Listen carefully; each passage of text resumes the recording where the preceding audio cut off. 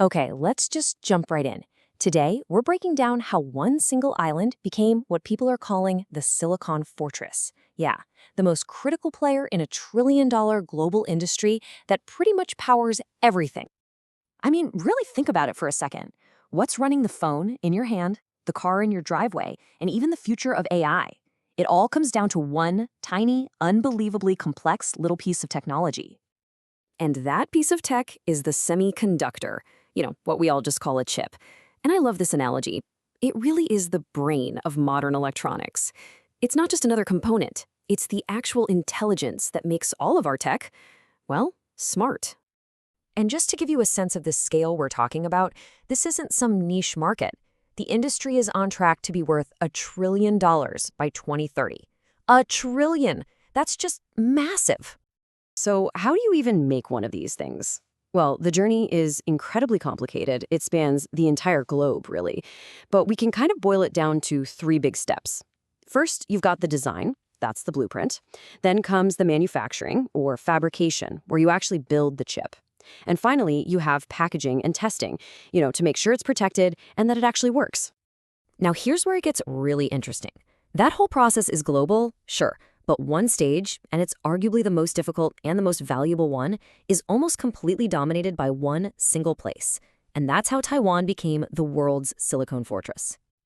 Just look at these numbers. I mean, it's hard to even wrap your head around this level of dominance.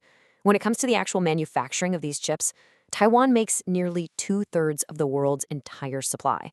That is more than South Korea, the United States, and China all put together. It's a truly staggering concentration of industrial power. But believe it or not, the story gets even more focused. You see, not all chips are the same.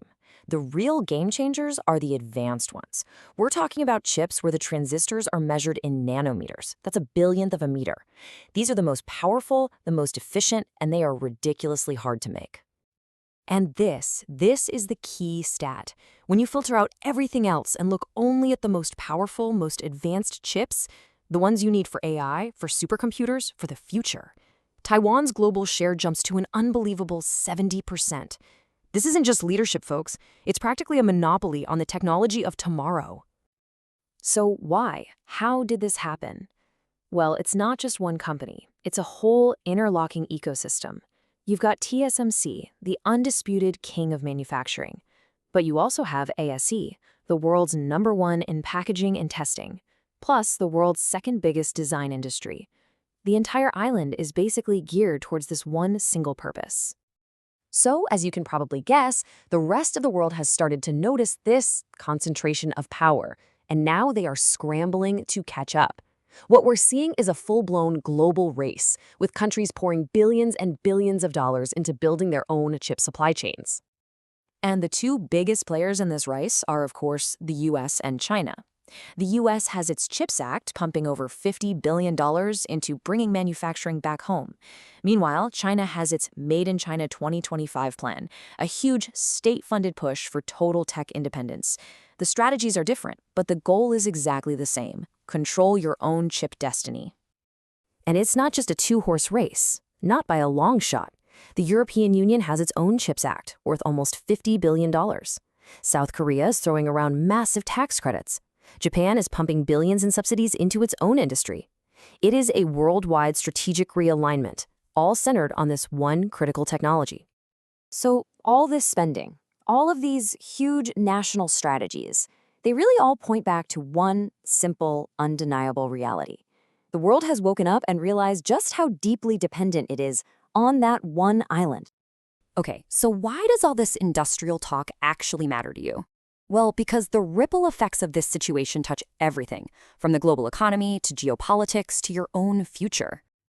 Look, the future is literally being built on these advanced chips. Right now, they are the engine driving the entire AI revolution. By 2025, TSMC in Taiwan is already planning to mass-produce impossibly tiny 2-nanometer chips.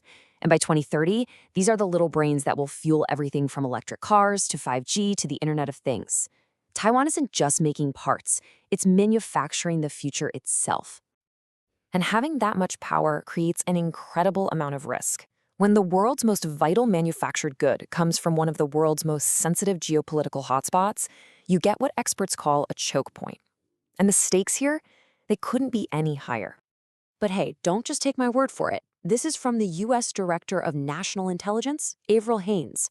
She estimates that if something were to stop Taiwan's chip production, it would blow a hole in the global economy worth up to $1 trillion. And that's not a one-time cost. That's every single year. It would be an economic catastrophe. And here's the U.S. Secretary of State Antony Blinken spelling it out even more clearly.